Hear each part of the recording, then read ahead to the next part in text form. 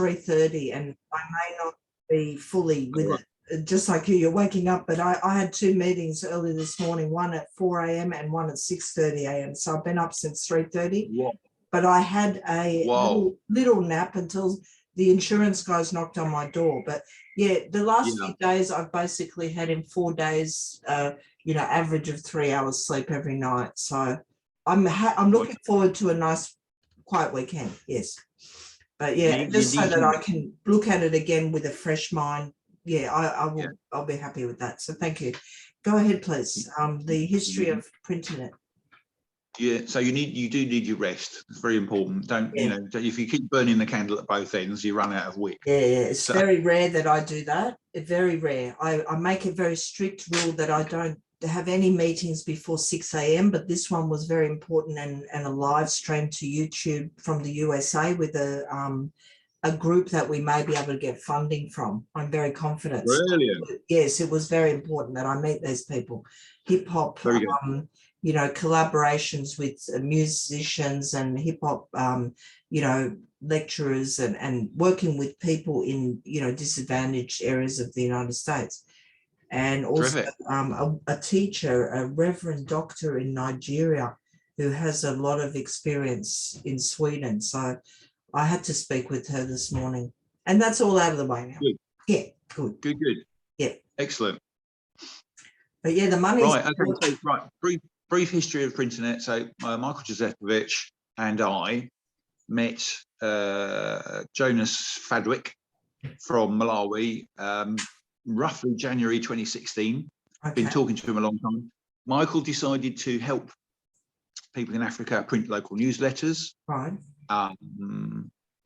And he did that by, first of all, doing things that his family didn't approve of, which was to take part of his pension and make small payments that he called stipends to people in Africa. And he probably did that for about 4 people or something. Right. Plus, he had a Patreon account that he set up where he asked people to donate. Mm-hmm. Unfortunately, when he passed away, I don't know what happened to the donations going into the Patreon account. Oh. I don't know if that's still happening. I don't know what's going on with that. That's still an unknown. I couldn't do anything about that. Sure. I kind of tried, but the family basically closed the doors and said, no, we don't want to have anything to do with this anymore. Okay. Because they didn't approve of it at the time. A huge shame, because he was doing an amazing thing. So when I kind of, when Michael died, I thought, I don't really know what to do about this, but he'd been hugely helpful to me over 4 years or something, 5 years, sorry. Mm-hmm. So it was January 2021, so it was 5 years roughly that I knew him. Never went to see him, but he sent me gifts from New York. Oh. That was the type of guy he was. He was a lovely, lovely man. Yeah. And I just thought to myself, well, I kind of owe Michael. I felt that I thought, well, how can I respect what Michael did for me? And I thought, well, okay, maybe I can continue his legacy. Yes. So I said, okay, fine, I will give this a go. I don't know how I'm going to do this. I don't know what I'm going to do. But I put a community together. I had to avoid the PrinterNet brand name in the UK. Right. So I gave it a different name. I called the community Collaborative Leaders, because I'm thinking, well, that's what we're doing. Yes. We can think about a name, at a separate point.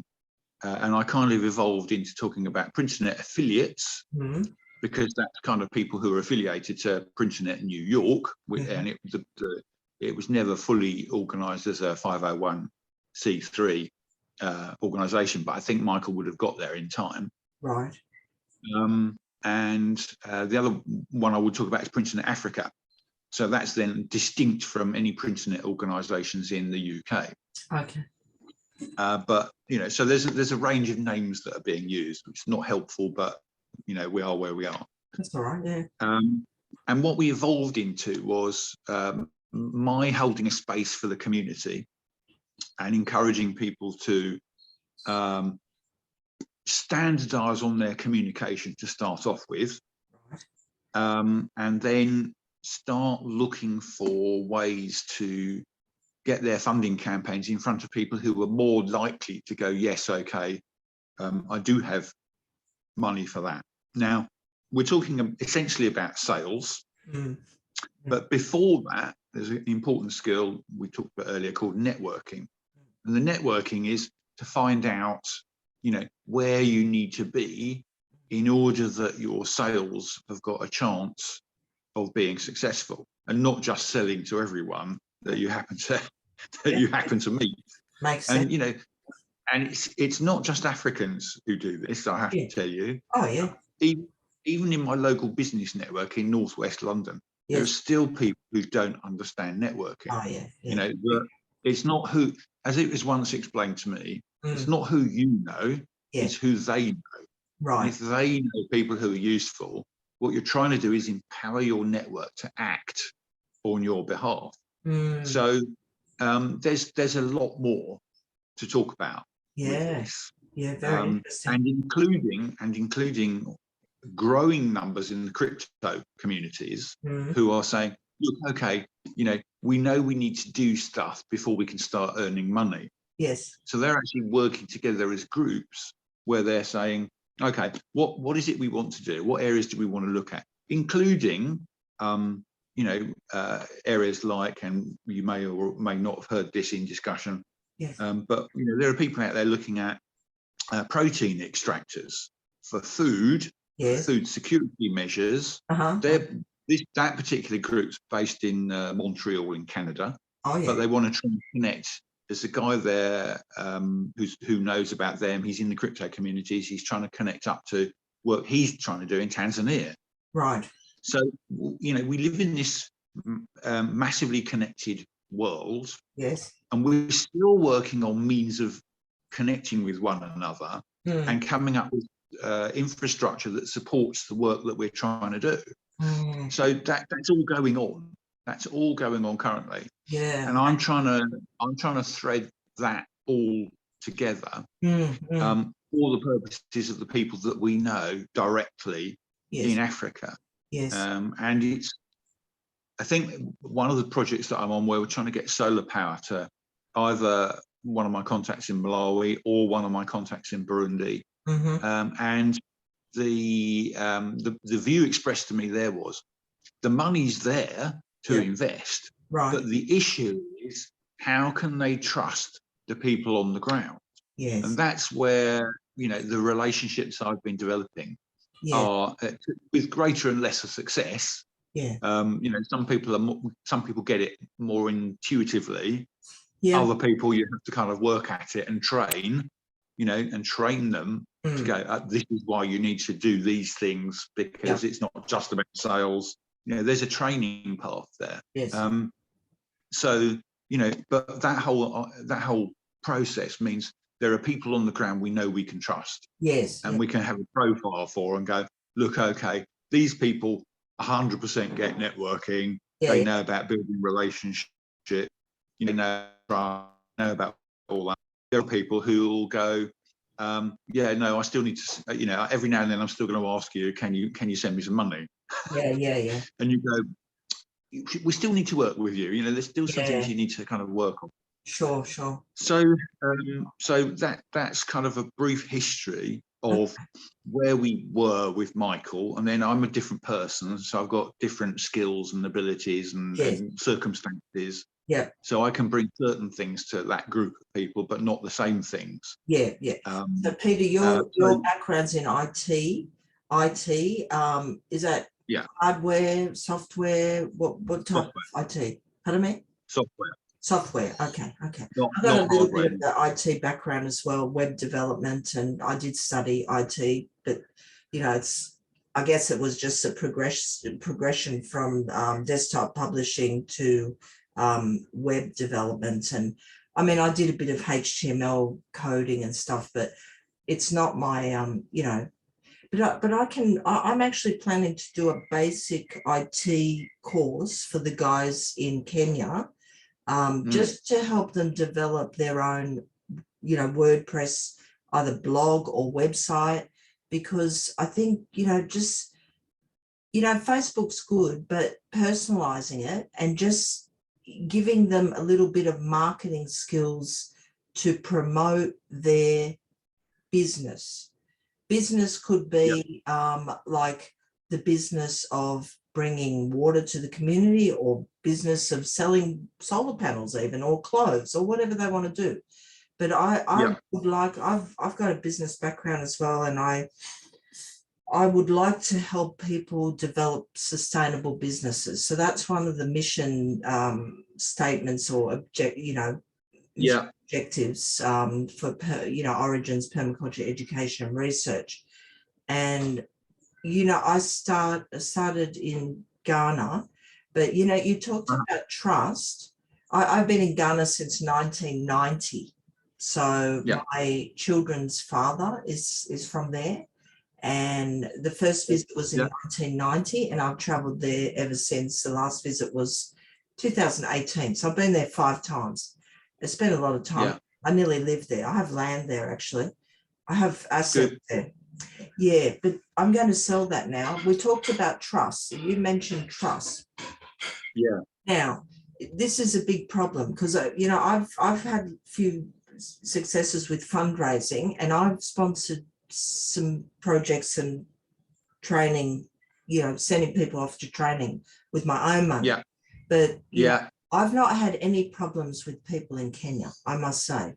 The people that I've worked with in the refugee camp from DRC mostly, and with Ghana, I have had terrible problems since 1990. And we talked about trust, and I have to say that, it's good to build trust in the community, but we also need to be careful and be aware that we shouldn't trust everybody. Now, I'm having to sell my land there now because of extortion, corruption, scammers, theft, and look, this is the problem. They know when they ask me to help them fundraise. I've got one colleague there at the moment that I'm working with. He's part of Earth Care Permaculture Ghana. Coffee, his name is. I'm not sure whether you connect with him yet, but he's a wonderful man. I know I can trust him, but I haven't met him face to face. But the point is that I can say honestly, in my experience, 8 out of 10, I wouldn't trust them. So if I don't, it's always finding the 10%. Literally, right. There are good people, but there are good people there, of course. But how am I going to convince somebody to give me money to do projects if the point where we've got to now is that we have a process, and the process says, first of all, are they already helping people locally? Yes. Right. Now that's a really big factor. And the way to do that is that you, first of all, say, okay, and this has evolved. So there's been some back and forth. And I would say there are kind of 3 things at the moment. The first thing is that there's an initial discussion. And the initial discussion says, what are you doing? Who are you doing it for? Where are you doing that? And how do we get in touch with you? Right? Simple. That's quite a simple thing. So they might say, okay, fine, these are the things. And the next thing that you say is, okay, so now we need you to do a video, and we need you to show us. We need you to show us all of those things that you've just told us, because then we've got a documentary. It's not really a documentary, but you know what I mean. Documentary evidence. Yes, evidence, building evidence. We can see the things that you say you're doing. Yes. Okay, so it's not just that you're saying it. We can also say, as an educator, people telling people is one thing, and showing them is something entirely different. Yes, exactly. And the message that you get across is stronger as a result. So, but you know all this. So, and I should say, I spent 5 years as a co-founder on a web-based educational technology platform, and I've learned a huge amount while I was doing that. So hopefully that I'm sympathetic in many areas, and there should be some touch points. Sure. So then, having asked them for the video, we then say to them, okay, so if you really want to do all this, we've got a course, and what we want you to do is to go through the course, which is, let's have some communication at a standard level, so that you know, people who you're talking to go, look, okay, you're talking to me in a way that I understand and that I know and that I'm comfortable with. So you're establishing trust, yes, through this process, right, and that's what we've got so far. You know, yeah, and it's still evolving. We know we're still evolving. There are still things we're trying to do, and you know, but that's where we are, and that's what we're trying to do. excellent. Well, this is the process that I've been following as well with a Permaculture Development Network for Change, which is the organisation that I'm the executive director of that organisation. They're based in Kakuma. You know about them, yeah? And they're very sorry, where are they based? Kakuma refugee camp in Kent. Oh, you're in Kakuma. Okay, and that's how you know Elsa. No, I'm not sure. I think I met her through the Collaborative Leaders Facebook page. Yeah. So that's interesting. So you're both actually unknown to each other. Yes. You've both been working in the Kakuma refugee camp. That's right. That's right. Yeah. Yeah. Wow. Okay. I hadn't met her through any networks there. So I was approached by several people on Facebook from the camp. Yeah. These people all, these people all have their own community-based organisations. And I found 3 key people from 3 different organisations. That's DES, Yeda, and VV. And I said to them, look, I don't have time to work with 3 or more individual groups. So why don't we form one group? And that's how it came about in July 2021. And they're very organised. We've got, the chairperson, treasurer, they're accountable. Any money that we spend, they provide, good bookkeeping and everything's clear to me. They provide videos, photographs of all the work they've done. We're at a bit of a standstill. There's a bit of a lag now, because what we need is, they have land, they have 3,500 square meters that we are able to develop into a permaculture garden. But we need around about $2,000 to develop that site, especially with fencing. And once we do that, that demonstration farm, that also includes a couple of gadgets, such as a phone and a laptop. They put it all together in a budget for me. I asked them to give me 2 budgets, one with the essentials and one with the wish list. And I always ask people to do this, because if we raise money, we need to pull it back. What's the absolute essentials? We definitely need the fence, because without the fence, there's no point developing that land. It will all get damaged. It'll get damaged by goats, or it'll get, damaged by vandals or whatever. We need tools, we need seeds, we need manure, but we most importantly need training. And that's what we've been doing. So, but I have full trust in them. I hope they don't let me down, but I could let them down too. So they have to trust me as well. But the two-way street. Yeah, exactly. But we have good communication. We have monthly meetings. We have our next monthly meeting on Monday evening, my time. Yeah. I communicate with them regularly through a WhatsApp group. They chat with me via Facebook, but now it's reduced. So it's reduced to a once a month meeting. And what I want to focus now on is fundraising, the dollars, because that's what we need now. I want to replicate That's Elsa's second unit. Her first unit is communication, and the second one's fundraising. Right. So, but there's a stage beyond that, which I think is a separate unit again, which is the networking component, where you start looking at how do you connect and keep connecting to progressively more conducive groups, who are interested in the types of things that you're doing. Sure. And as I say, that also extends, you've got different platforms. You've got Twitter, for example. Yes. Through Twitter, there are whole loads of communities starting to try and do that. There's a group just recently put together called, they call themselves Regenerative Finance. Oh, wow. And they call themselves Regenerative Finance because they're looking to regenerate obviously, through bio-friendly projects of all sorts, you know, oceans, land, etc. But clearly, you still need finance for that. Yes. So they are hooked into mechanisms for raising funding for projects. Okay. Excellent. So that's, you know, so that's an important development. Yes. As I say, I'm hooked into them currently at the moment. Right. And can we get a list of these networks that you have that would possibly be good to start pitching fundraising proposals to, Peter? Would that be okay? Sure. I mean, there's one I would suggest to start off with, yes. but I think that, you know, we all need to have a any list at any point in time would be a snapshot, because it's growing really quickly. Yeah. Have you heard of angel investors? The thing is, have you heard of angel investors? Angel investors, yeah. What do you think about that? Because it was my idea to, you know, focus on contacting people within that network. What do you feel about that? Because I don't know whether I'm wasting my time with that.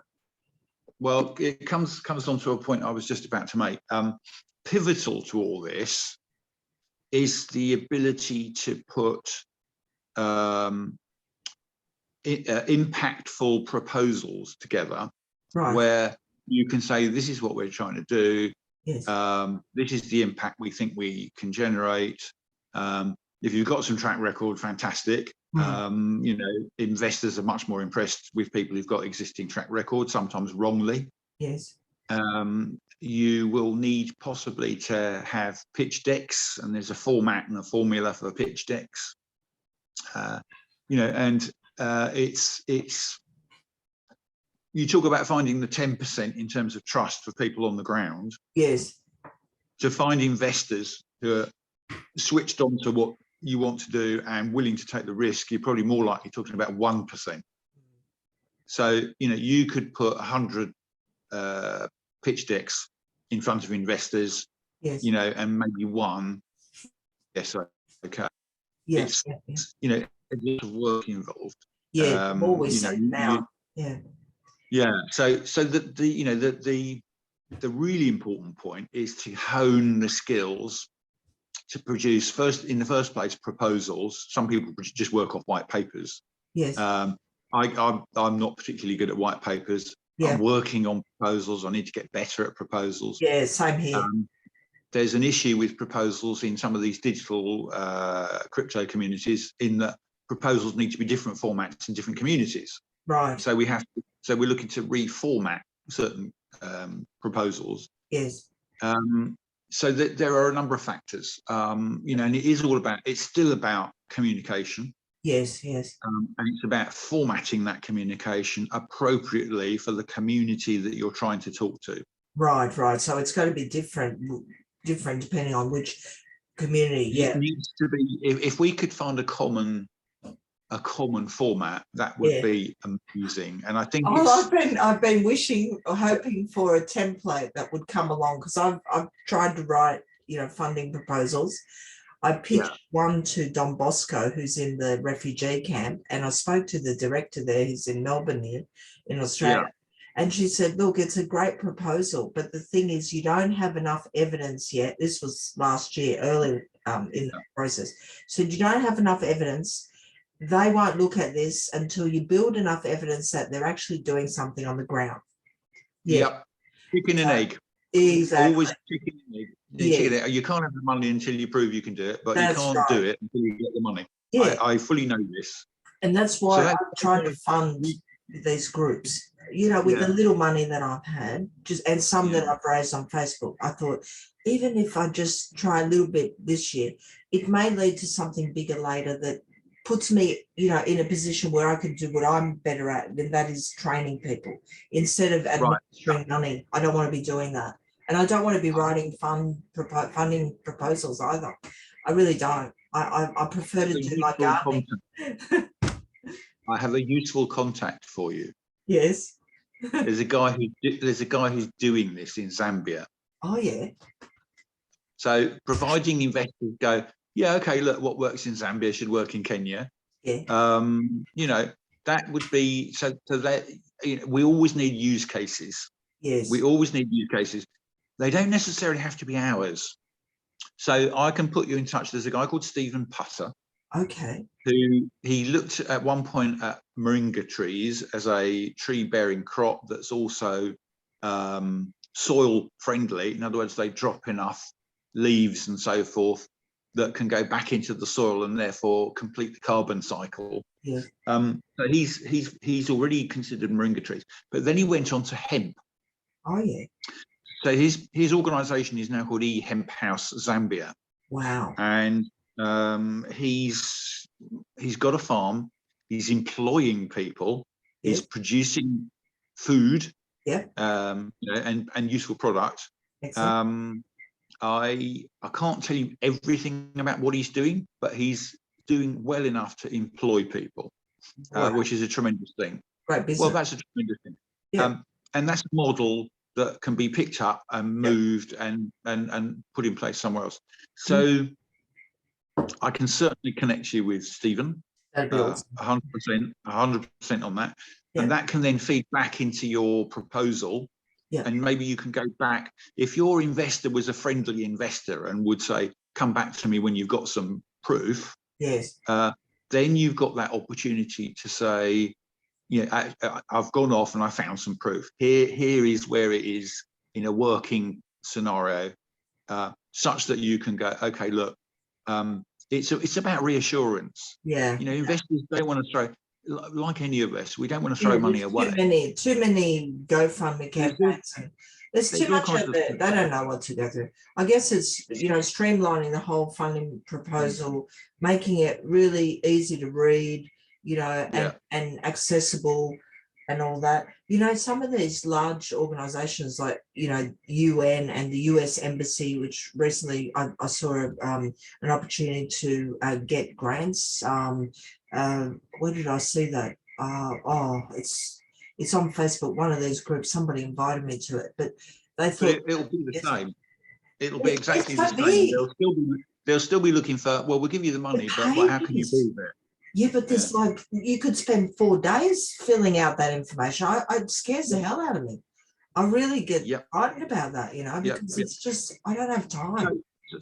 So that's what's interesting about these crypto communities are more interesting because they're more committed to actually getting stuff done. I went to one that I'm a member in, you know, saying, well, here's a guy in Burundi. These are the types of things he's trying to do. And they've gone, yeah, okay, let's get some people working on it.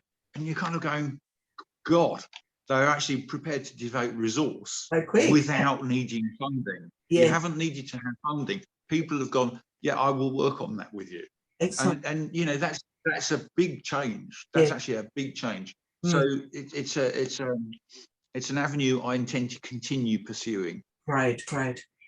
You've still got angel investors. You've still got angel investors, as you say. So they're still worth asking. But you're probably talking about a 1%, you know, situation. And your investor you've got who's actually quite friendly. Hang on to them. Hang on to them. Yeah. You can go back when you gather it. When you've gathered more evidence that you can go and take back to them and go, well, what about this? Yes. Yeah, as I say to people, I'm not running a charity, although I'd like to have a charitable arm to the business, but I'm running a business because I'm a teacher who eventually will, you know, start asking for a fee for my services, you know, so that I can do the true work that I do, because at the moment I'm a social support worker and, you know, I work part-time. I'm also a part-time student, you know, trying to complete this teaching, training and assessment course by June so that I can be internationally accredited as a permaculture teacher. It's just paperwork, really. I've been teaching for decades, but I really need that paperwork. It's ridiculous. You know, honestly, I've been working for the government. I don't have any university degrees, but I've worked for the government in resource recovery, the Department of Environment and Conservation. And the data, all the stats show that I was, you know, effective and did my job right, but when they advertised the position as a full-time position, they said, where's your university degree? I said, sorry, I can go to university and get that degree now if you want, but they said, sorry, we've got a lawyer that can do your job better than you can because he's got the paperwork. Well, I thought that was pretty nasty actually, but yeah. And it's total rubbish. Yeah. So actually, I'm going through a bit of hell with this course. It's a lot of work. It's driving me crazy, actually. Going back to the 5 years as a co-founder on an ed tech platform. The key thing is attitude. It doesn't matter. People can falsify qualifications all day long. If you talk to Elsa about it, in fact, I said this on Twitter the other day. I said, qualifications can be a perverse incentive because when you get the qualification, you go, well, I've got a qualification now. I don't need to do any more work. Oh, really? Oh, gosh. So, qualifications are not the be all and end all by a long way. And education doesn't understand this because education is all about qualification. Yeah, right. So I could talk to you a long time about that, but that's not for this discussion. We'll talk about that another time. We need people who are committed and active and who are doing stuff on the ground. Yes. And that, Margaret Mead, I don't know if you know about Margaret Mead. She said something, I'm probably going to get this slightly wrong, so apologies, but she said, it's typically small groups of people who make real change in the world. And she said, and typically it's only those people who we actually need. It was something along those lines. If you look up Margaret Mead and that quote, you'll see what she said. It was better than that.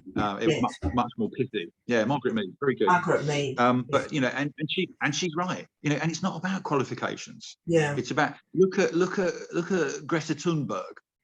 Did people ask her to have qualifications? Yeah. No. Right. I mean, she's got the kind of mind. She's got a sponge mind. She just absorbs everything, which is amazing. And then she's got the fantastic. Then she can tell people succinctly. I mean, that's another amazing skill. It's not one I've got. Yes, I'd love to have a skill like that. Yeah, but I'm not a believer in I'm a Joe Public. I must admit, I'm not one for admiring people with qualifications. Just from my own experience with the people I've met, in Africa, everywhere. I mean, even my own daughter, she left school at 14. I mean, she self-taught. Basically everything she knows. She's now a very successful 3D animator. Has artwork up on Sotheby's website. I mean, she's incredible. She's up on all the NFTs and cryptocurrency. She's teaching me stuff. Now, that's only because she worked really hard. But not only that, when she was a child, she went to the library and took 2 bags full of books and read them in a couple of days and begged me to take it back for more. So it's, as you say, when you get the knowledge and you use it, you can turn it around and really produce something lovely. Usually most of the time, Do you know there was a brilliant video I saw some years ago now, less than 5 minutes, and there was a guy who did 3 years of research into success, right? And he looked at the factors that were involved in success. None of them involved money. None of them involved qualifications. So and the factors were as follows. Yeah. So you have passion, creativity. What was there's a third one in that factor. So passion, creativity. I can't think of that third one at the moment. But then you've got hard work, focus, enthusiasm, determination, and the last 2 are excellence and challenge. Right. And he said, if you've got those, I can't think of the third one for the minute. It'll Integrity. No, it wasn't. I do know it. It's just slipped out of my mind for a minute. Okay. But those 8 factors, and I say, it wasn't to do with money, and it wasn't to do with qualifications. Right. It was about attitudes. Yeah. And if we've got the right attitudes, which I then said to myself, okay, on a daily basis, I have these as aspirational attitudes. I don't succeed every day, but if I can succeed most days with some of them, then I'm doing better than you know, if I'm not adopting those attitudes. Absolutely. So that was really, really important. I'll send it to you and you can work out what the missing one is. Right, excellent. Yeah. Well, we have a lot of things to share. Service. What is it? Service. Oh yeah. Service. Yeah. You've got to be doing things for other people. Remember what I said about people in Africa and trust? Yes. They need to already be doing things for other people. Sure. Already be providing a service. Yeah. If they're already providing a service, and we can see that in the video, then we know that they have the right kinds of attitudes. Sure. Yep. Absolutely. Yeah, and there's a lot of people doing a lot of great things, which is wonderful. I think there are. You know, there are. So I mean, this whole permaculture, syntropic agroforestry, and not only that, you don't even have to worry about calling it permaculture. Just people that are going back to their indigenous ways of farming and looking after the land, you know, in the way that their forefathers did, you know, their grandfathers and mothers did, and they're realizing that this Western way of just, you know, covering the place with concrete and, you know, no place to grow anything now means that they have to import from overseas and there's no water, and, you know, they figured it out. You know, they figured it out. So we have too. The worst thing is chemical fertilizers, which are basically killing soils. Yes. So, you know, we just need to put back in the you know, a bio-natural cycle where, you know, you get plant waste and you don't get rid of it, you put it back into the soil, and that improves carbon absorption capability. You know, even grassland. People talk about grassland. You know, it's actually grassland's very, very good at carbon recycling. So and animals. You know, I always thought that animals, like nomadic people with their animals, I thought always that was a problem, but it's actually beneficial to the soil. I've just amazing. Amazing. Animal manure is actually good for soil. Amazing. So what do we do from here? You know, I'll follow everything you know you guys are posting and stuff as much as possible. For me, I think I really need help with fundraising, proposal writing. And there's a couple of grants that have been thrown at me in this week alone, that you know, some people have said, oh, here, can you help me write this, or can you write it? Can you picture that? And I actually don't have a lot of time this next month, to be honest. I got to get some assignments done, but if I could just figure out like what needs to be done, then maybe I can find somebody that can do it. Can I drop something? Can I drop an idea past you? Yes, please. I have really the same idea as you, and what I'm doing at the moment is to say, okay, how can I get someone interested enough so that they will say, yeah, look, I'll come onto the team. I often talk about people like, you know, cloud buddies, and the arena that I'm thinking about this in is those crypto communities that I was talking about earlier. Right. Because they have people there with lots of different skills. Yes. And I'm kind of saying to myself, can I produce a mini proposal? Yes.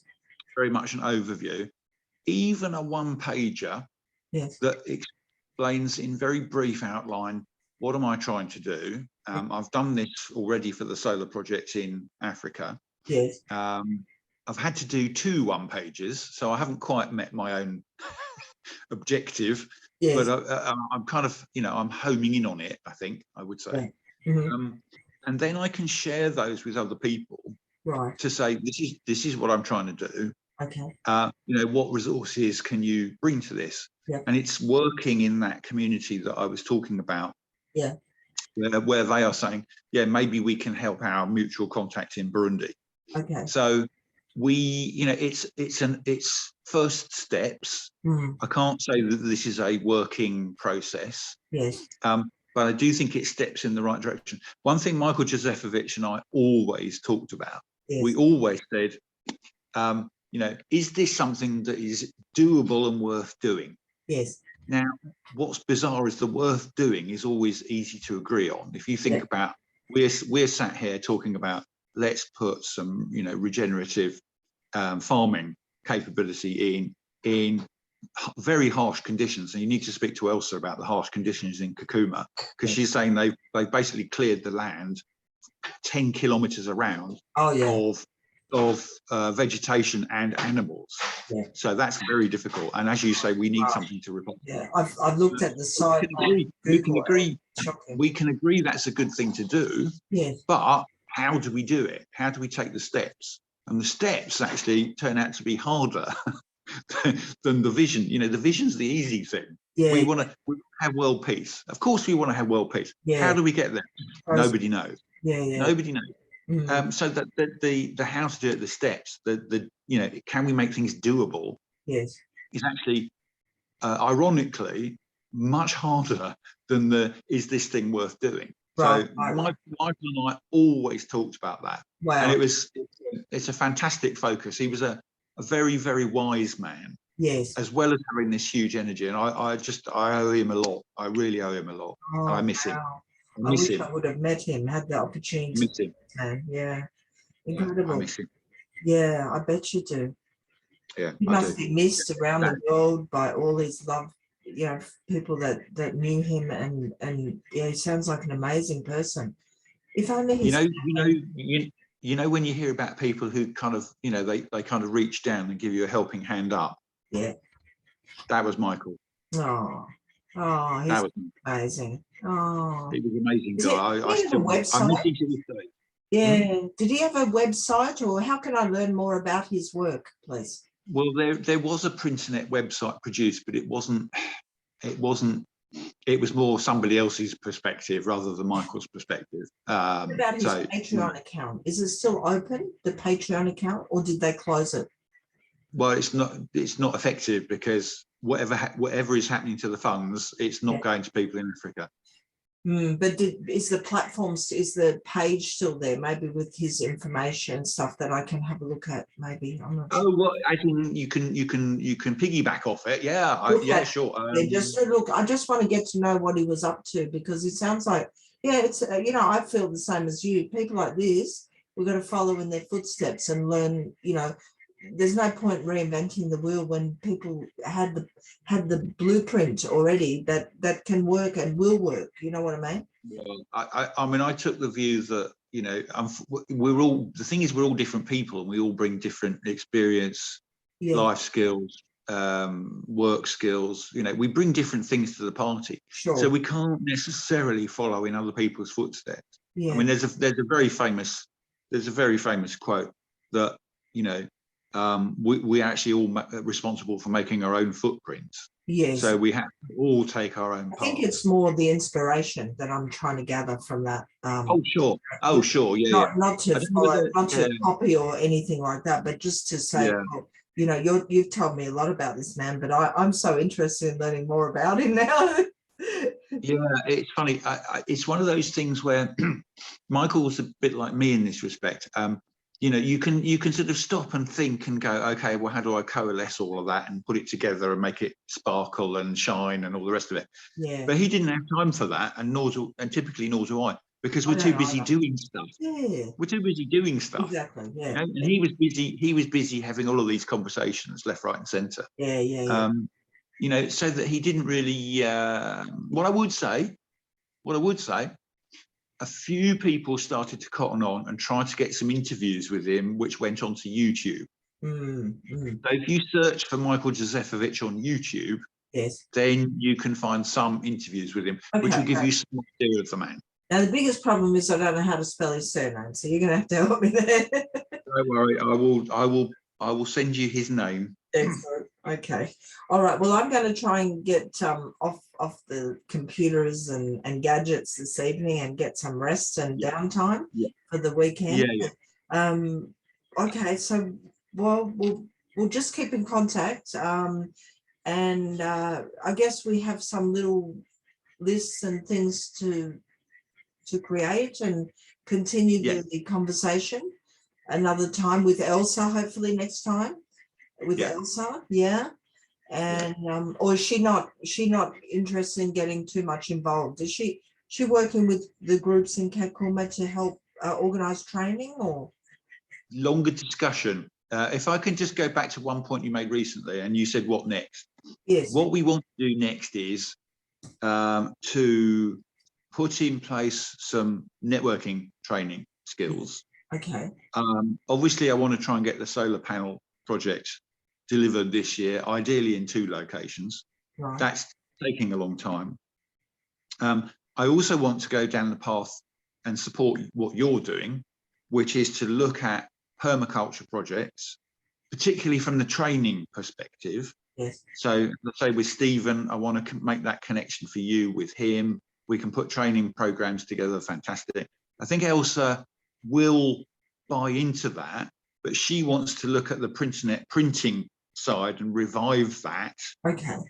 So that you've got local news for local people. Michael had it such that, you know, with local people on the ground, of course, they can do it in 2 languages. So you can have English being one language. In the case of Burundi, French is another important language. So for Burundi, it would be trilingual. Yes. So that's what Elsa would like to do next. And there's discussions to be had between myself and Elsa about how we go about doing that. I'm fine with that. The only issue I have is that I also want to do the permaculture stuff.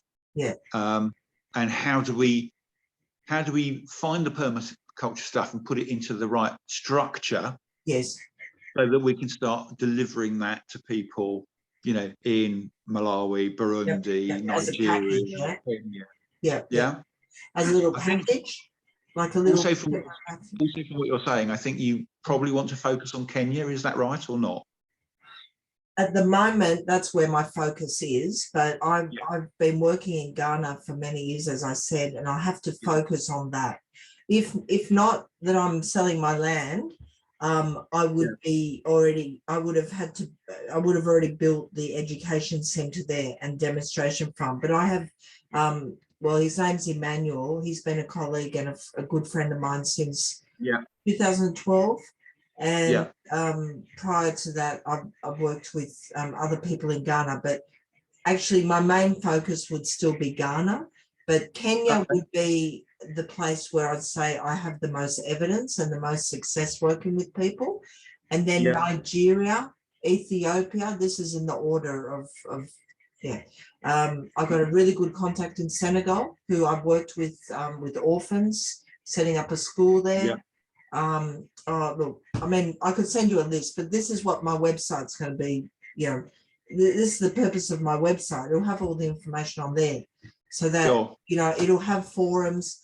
Each, let's say, okay, Origins Permaculture Education and Research is the, you know, the umbrella, and then the affiliates in Kenya. So we have Origins Permaculture Education and Research Kenya, and Stephen Joffrey are the, you know, the executive directors there.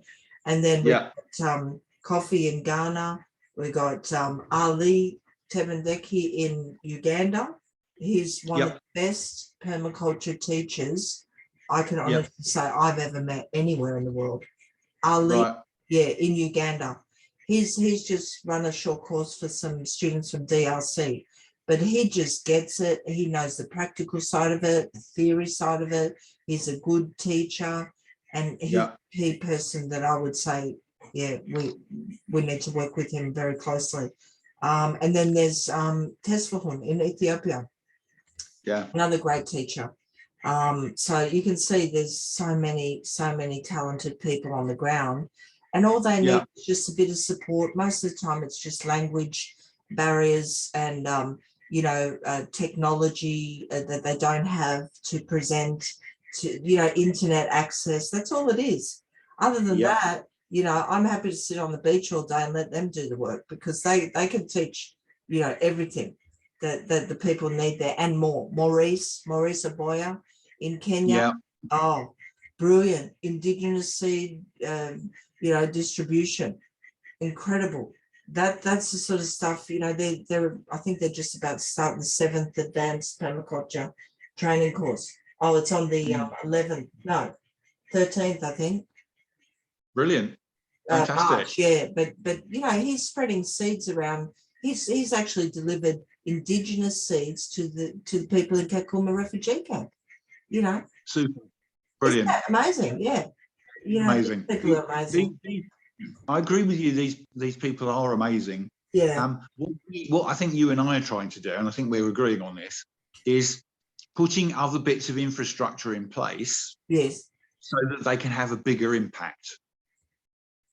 Yeah. The solar will help a lot. The solar energy will be absolutely amazing. And then the internet access, I don't know how to resolve that, because that's been the biggest problem for me with people in Ghana. I literally have a 10-minute conversation that takes 2 hours, and it's frustrating the hell out of me. You know, it really is. Yeah, exactly. So I don't know how to fix that. That's an infrastructure problem. I'm not sure if that can be fixed as easily as solar power. We are coming up with answers. In fact, my guy in Burundi came up with an answer recently. I think that last portion, just now, actually was a really important portion for us to discuss. Right. So I'm glad we had that discussion. I've got various things, I think, from you today where I think that we can be helpful to one another. Yes. So if it's okay with you, I propose to kind of do some thinking in the meantime. Yes. And put some suggestions together about what we can do in that respect, because I think we've got a lot of the raw materials. Yes. We just need to put it together in a nice recipe that is consumable. Yep. So let me try to do that. Typically, it might be a first version. Yeah. And we might need to work on it to improve it and get keep improving. Yeah. Awesome. Is that okay? Excellent. Yep. And let's meet again maybe in a couple of weeks, or you know, we'll try and meet and then put those ideas together. Yeah, and the other thing would be to make sure that if you can get this onto YouTube, that would be fantastic. Okay. And then share that with Elizabeth. Yes. Okay. Perfect. The other thing I can do is copy the link and email it to her. Because I have a YouTube channel, but I just worry about who's going to be watching and listening to it, to be honest, if it gets too broadly, spread out on YouTube. There's a privacy thing you can share, you can put on there, but would it be okay if I shared if I emailed you and Elsa the link to this meeting, the MP4? Yeah. It'll be an MP4. Yeah. Is that all right? And then well, the issue with that is that you then get sort of copies. So I mean, if you think about security, we maybe security is a different thing to think about. But so is it better to upload it on YouTube, do you think, or do you want to upload it? If I send you the MP4, do you want to upload it? There's two settings. You can have a public setting, or you can have only people with the link. Okay. So if you don't want it public, then just set it to only people with the link. All right. Okay, yeah. I'll work on that. And if you're not happy about it, you can always take it off again. So yeah. If I gave you the MP4 copy, if I send it to you by email, Peter, can you upload it for me, or what do you think? Have you got a YouTube channel? Do you have a YouTube channel? You do? Yeah, I've got a YouTube channel. Absolutely. Yeah. I mean, really, we haven't discussed anything personal. I'm happy for you to have the file and upload it if you like. Yeah. I mean, you can upload it to Facebook too. I don't really care. It's not an issue. It's not an issue. The problem with these is that they're quite large. Because we've been talking a while. So the ones that I upload typically are less than 5 minutes. There's a particular format that I use, particular means of recording I use, which works very, very well because it's only 5 minutes. It's a bit like Twitter. It forces them to be succinct. Yes. But these are also important types of meetings. Yeah, exactly. Which are important to show people that we're serious and that we're working on it and that we're planning and those types of things. Yeah. Just mention the meeting that I had this morning. I think this is an important meeting and it deserves to get more visibility. Yeah. But yeah, I'm happy to do that.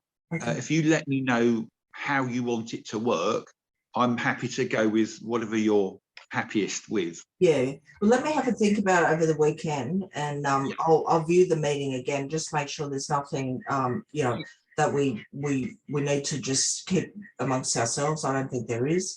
But I just wanted to mention this morning when I had the meeting with this group in USA, they use, because I'm not sure if you know about this technology, it's called Restream. So we were having a conversation, and I'd like to start using this if we can in future, because the people that invited me invited the guest speakers along, and it was recorded. It was recorded, and it went straight onto YouTube. So it was a live stream on YouTube, and it was recorded. It was amazing. I think you can do it. I think you can do it on YouTube, but I'm not sure how. Right. So, it's called Restream. I've got to look into that, because that's got to be better than this. I don't know. Yeah, I think you might have to pay a subscription fee though. So okay. All right. Well, I'll put a note in my diary to check that out. But otherwise, Zoom's fine. I mean, I pay for this too. I pay for Zoom package is $200 a year, but I need it for my business. So. Yeah. Okay. I think the only other thing I want to say here is I don't think there's anything that we've said that is particularly revolutionary. Yeah. Exactly. Also, if you study startups, which I did for quite a while, you know what startups say these days is it's actually speed to act that's the important thing. IP, you know, if you can worry about IP, but if you get Chinese people who want to steal it, they'll steal it. It's like burglars. If burglars want to get into your house, they'll get into your house. Absolutely. So then it's about, you know, how important and valuable is what we're talking about. And I would say that back to what I said earlier, there's a whole load of stuff out there, bits and pieces. Yes. The key thing is how you assemble them. If you can assemble them into something working and a workable model. You know, people can try and copy that if they want to. I want them to copy. You know, if it's something that works, that's what permaculture is about. I'm like, people say, let's cover the idea and let's not share the idea, but I like to share the idea. You know what I mean? Because there's enough. That's what it is. You know, I want to learn from them too. You know. Yeah. There's a lot. Going back to Socrates, none of us know everything, and we can't know everything. It's just not possible. So, you know, that devalues the IP discussion, and startups will say, you know, if you sort of are reticent, I've known people who were saying, oh, we're working on this product, but we can't tell you about it because we'd have to kill you. And you know, a startup mentality will go, well, you're never going to get it launched then. It'll never happen. The bank's going to want the whole plan. For the planet's sake, we need all this to happen. So we can. You know, there's not a lot of point not sharing stuff. Yeah, absolutely. Peter, can I just ask you one more question? The crypto groups.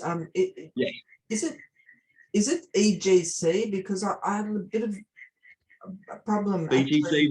What's BGC? EGC, Evergreen Coin. Are they the group that you're mentioning? You mentioned. I have to tell you that there are loads of groups. The one that I'm looking at on Twitter. Yes. And let me. I will. Hang on a minute. This down. But I will point you onto it. There's a Twitter account called Refi Taoist. So Regenerative Finance, DAO, and DAOs are decentralized autonomous organizations. And this person their account's called Refi Taoist. But they have a group. I can't tell you how many people are on the online group. Okay.